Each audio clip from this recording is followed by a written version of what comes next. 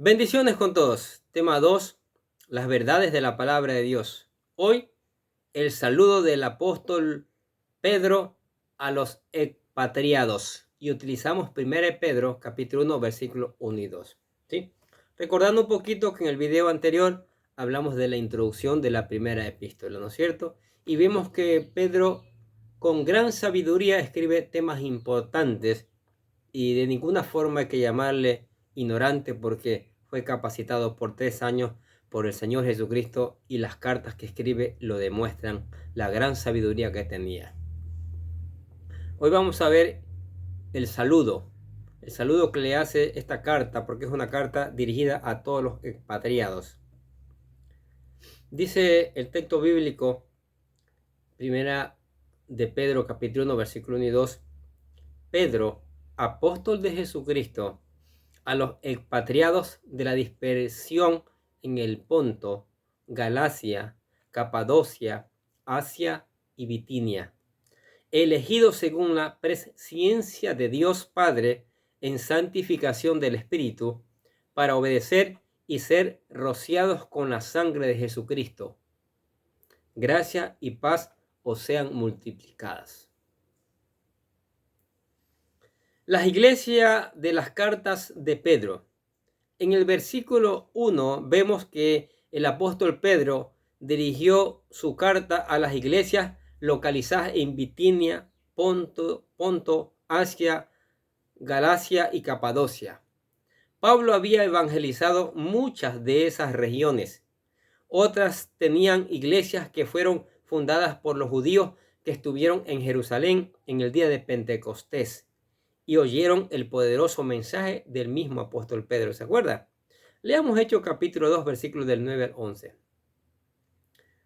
Los pueblos que estaban allí en el día de Pentecostés, cuando se derramó el Espíritu Santo, dice, partos, medos, elamitas y los que habitaban en Mesopotamia, en Judea, en Capadocia, en el Ponto y en Asia, en Frigia y Panfilia, en Egipto y en las regiones de África más allá de Cirene, y romanos aquí residentes, tanto judíos como prosélitos, cretenses y árabes, les oímos hablar en nuestras lenguas las maravillas de Dios. ¿Qué les parece? El apóstol Pedro escribió esta carta para animar y fortalecer a los creyentes que enfrentaban pruebas y persecución bajo el emperador Nerón. En gran parte del primer siglo, la persecución no era la regla en todo el imperio romano. Los soldados no buscaban a los cristianos para torturarlos. Los cristianos, sin embargo, podían esperar persecución social y económica de 3 fuentes principales: los romanos, los judíos y sus propios familiares. Todos serían mal entendidos. Algunos serían hostigados, otros serían torturados e incluso condenados a muerte. El estado legal de los cristianos en el Imperio Romano no era muy claro. Muchos romanos seguían pensando que los cristianos eran una secta judía. Como la religión judía era legal, consideraban al cristianismo también legal, siempre y cuando los cristianos cumplieran con las leyes del Imperio Romano.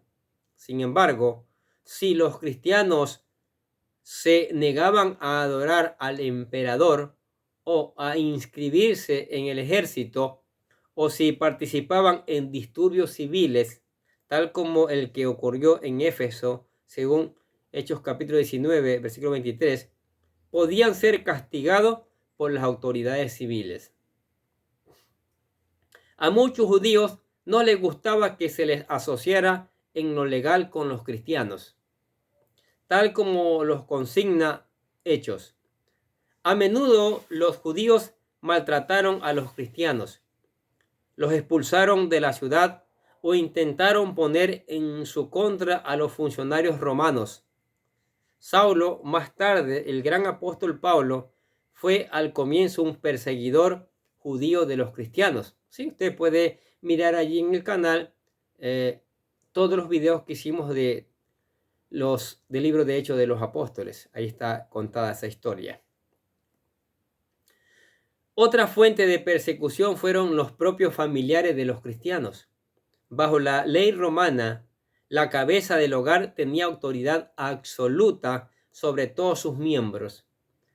A menos que el hombre que dirigía el hogar fuera cristiano, la esposa, los hijos y los criados cristianos podían afrontar el sufrimiento extremo.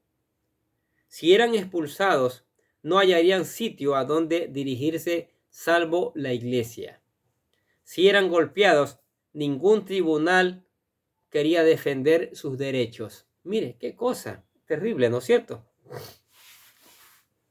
La primera de Pedro pudo haberse escrito sobre todo para los nuevos cristianos y para los que planeaban bautizarse. Debía advertirles acerca de lo que tenían por delante y requerían las palabras de aliento de Pedro para ayudarles a enfrentar dicha experiencia. Esta carta es todavía de ayuda para los cristianos que enfrentan pruebas. Muchos discípulos de Cristo en todo el mundo viven bajo gobernantes mucho más represivos que el Imperio Romano del primer siglo. Parece mentira, pero así es.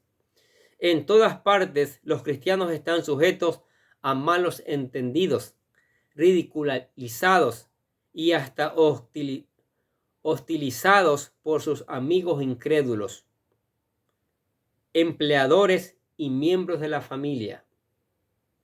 Nadie está libre de catástrofes, dolor, enfermedad y muerte. Pruebas que, como la persecución, nos hacen depender por completo de la gracia de Dios. ¿Sí? Por eso Pedro escribe esta carta para animarlos, como nos escribe hoy, para animarnos también, porque tenemos tiempos de persecución terribles. Para los lectores de hoy, como también para los lectores originales de Pedro, el tema de esta carta es la esperanza. ¿Sí? La esperanza. Ahora, continuando con el versículo 1, Pedro, también llamado apóstol y Cefas, fue uno de los 12 escogidos por el Señor Jesucristo. ¿Sí? Uno de los 12. Leamos el texto, Marcos capítulo 1, versículo 16 al 18. Andando junto al mar de Galilea, vio a Simón y Andrés su hermano, que echaban la red en el mar porque eran pescadores. Y él les dijo, Jesús les dijo, venid en pos de mí y os haré pescadores de hombres. Y dejando sus redes, le siguieron. Mire, allí eran pescadores y Jesucristo les dijo, desde ahora serán pescadores de hombres, y le siguieron. Juan 1:42 dice, y le trajo a Jesús y mirándole Jesús dijo, tú eres Simón, hijo de Jonás, tú serás llamado Cefas, que traducido es Pedro. ¿Sí? Discípulo del Señor Jesucristo. Y con Jacobo y Juan formó el grupo íntimo que Jesús seleccionó para una preparación y una comunión especial. ¿Sí? Pedro fue uno de los primeros en reconocer que Jesucristo era el Mesías. Así es, el Hijo de Dios. Y Jesús le dio un puesto de liderazgo en la iglesia. Sí. Leamos Mateo capítulo 16, versículos 16 al 19. Dice, respondiendo Simón Pedro, dijo, tú eres el Cristo, el Hijo del Dios viviente. Entonces le respondió Jesús, bienaventurado eres, Simón, hijo de Jonás, porque no te lo reveló carne ni sangre, sino mi Padre que está en los cielos. Y yo también te digo que tú eres Pedro, y sobre esta roca edificaré mi iglesia, y las puertas del Hades no prevalecerán contra ella. Y a ti te daré las llaves del reino de los cielos, y todo lo que atares en la tierra será atado en los cielos, y todo lo que desatares en la tierra será desatado en los cielos. Mire, Pedro fue el primero que predicó la palabra de Dios al pueblo judío en Pentecostés y al pueblo judío al pueblo gentil en la casa de Cornelio. Lucas capítulo 22, versículos 31 y 32 dice, también dijo el Señor, Simón, Simón, Y aquí Satanás os ha pedido para zarandearos como a trigo. Pero yo os he rogado por ti, que tu fe no falte. Y tú, una vez vuelto, confirma a tus hermanos. Y San Juan capítulo 21, versículo del 15 al 19 dice: Cuando hubieron comido, Jesús dijo a Simón Pedro: Simón, hijo de Jonás, ¿me amas más que a estos? Le respondió: Sí, Señor, tú sabes que te amo. Y él le dijo: apacienta mis corderos. Volvió a decirle la segunda vez: Simón, hijo de Jonás, ¿me amas? Pedro le respondió: Sí, Señor, tú sabes que te amo. Jesús le dijo: pastorea mis ovejas. Le dijo la tercera vez: Simón, hijo de Jonás, ¿me amas? Pedro se entristeció de que le dijese la tercera vez: ¿me amas?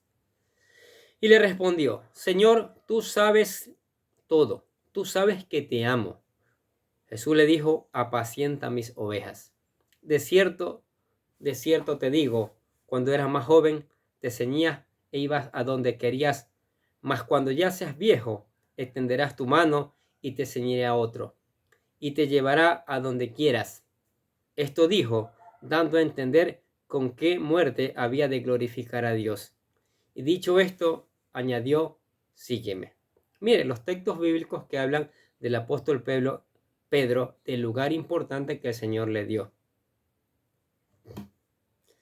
Aunque durante el juicio de Jesús Pedro negó conocerlo, luego se arrepintió y llegó a ser el gran apóstol Pablo, ¿sí? Eso está en Mateo capítulo 27, usted puede leer todo ese capítulo donde encuentra la negación de Pedro, ¿sí? Ahora no lo vamos a leer por cuestión de espacio, pero Pedro lo niega por 3 veces, pero después se arrepiente. Cuando Jesucristo está resucitado, lo busca y no le reclama nada, más bien le da palabras de ánimo, y es donde Pedro en el día de Pentecostés hace un sermón increíble que se convierte en más de 3,000 personas. ¡Qué maravilloso! Esta carta está dirigida a los expatriados de la dispersión, a los cristianos judíos que fueron esparcidos por el mundo como consecuencia de la persecución de los creyentes en Jerusalén y sus alrededores. Los primeros creyentes y líderes de la iglesia primitiva fueron judíos.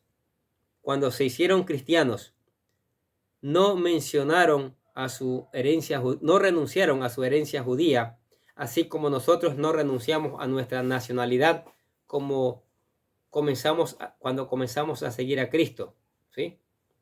Ecuatoriano, pero cristiano, ¿no es cierto? Debido a la persecución, estos creyentes fueron esparcidos por todo el mundo romano, ¿sí? Miren lo que dice Hechos capítulo 8, versículos del 1 al 4. Y Saulo consentía en su muerte. En aquel día hubo una gran persecución contra la iglesia que estaba en Jerusalén, y todos fueron esparcidos por las tierras de Judea y de Samaria, salvo los apóstoles. Y hombres piadosos llevaron a enterrar a Esteban e hirieron gran llanto sobre él. Y dice: y Saulo asolaba la iglesia, entrando casa por casa, arrastraba a hombres y a mujeres y los entregaba en la cárcel. Sí, esa gente se esparció por todas partes del mundo, ese mundo conocido, y esa carta fue escrita para ellos. Y ahora esa carta es escrita también para nosotros, para alentarnos, para darnos esperanza, para decirnos que en Cristo hay esperanza de vida eterna. Y saber eso es maravilloso. Nos llena de gozo y de alegría. Nos da gana de seguir adelante. La persecución no detuvo la difusión del Evangelio.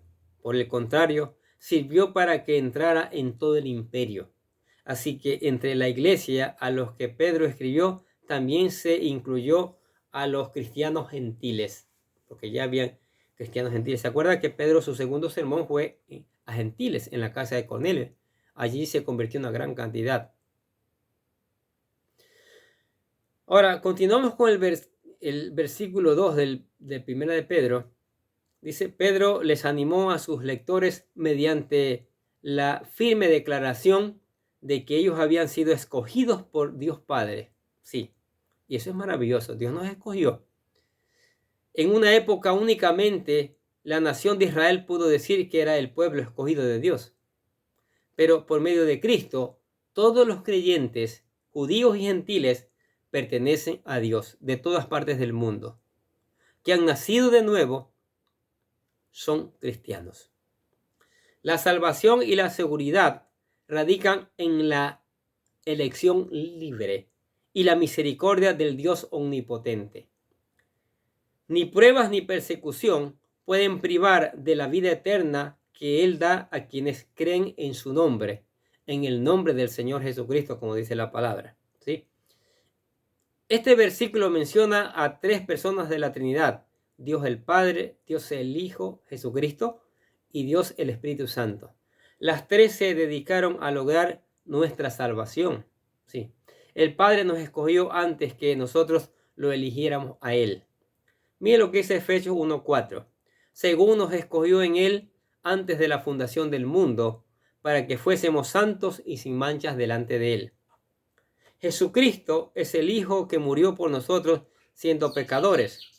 Romanos capítulo 5, versículos 6 al 10 dice, porque Cristo, cuando éramos débiles, a su tiempo murió por los impíos. Ciertamente, apenas moriría alguno por un injusto. Con todo, pudiera ser que alguno osara morir por el bueno. Mas Dios muestra su amor para con nosotros, en que siendo aún pecadores, Cristo murió por nosotros.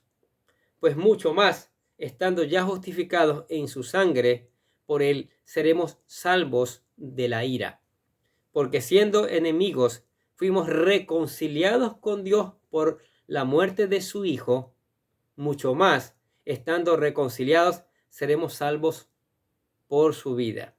Y el Espíritu Santo obra en nuestra vida para darnos la salvación y nos aparta o nos santifica para el servicio de Dios.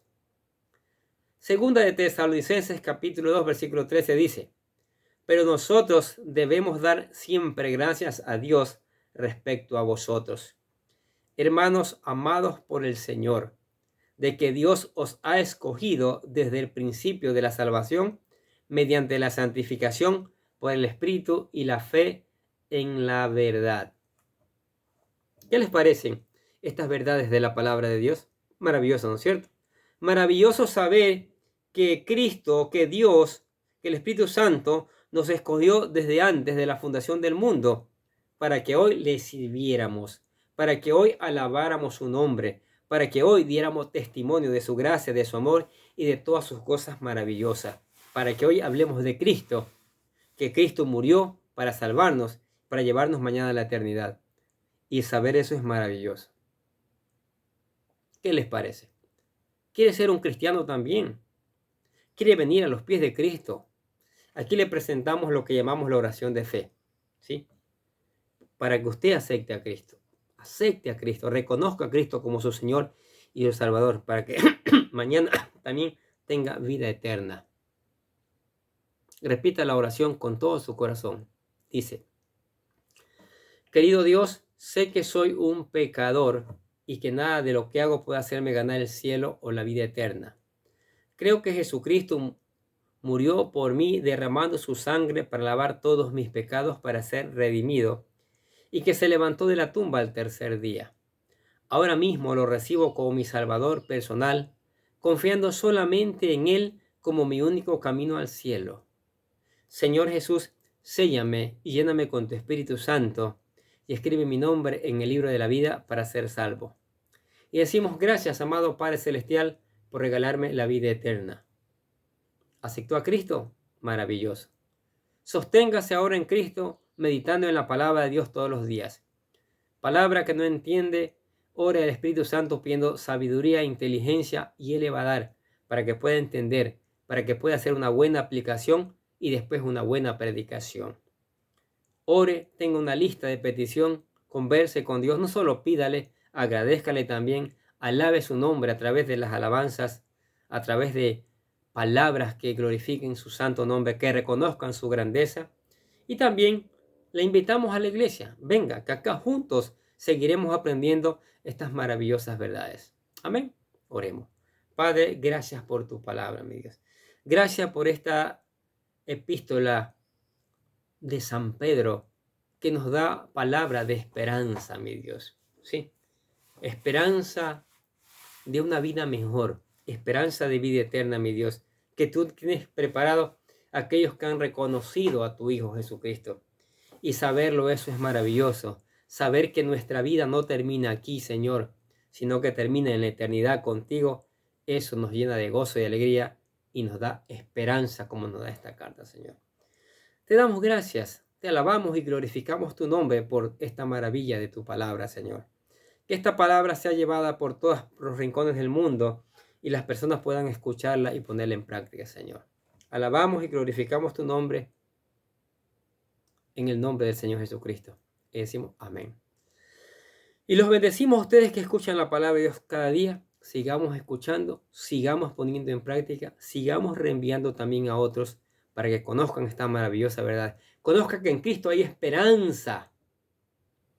Y nosotros desde acá les deseamos que tengan un día pero lleno de bendiciones.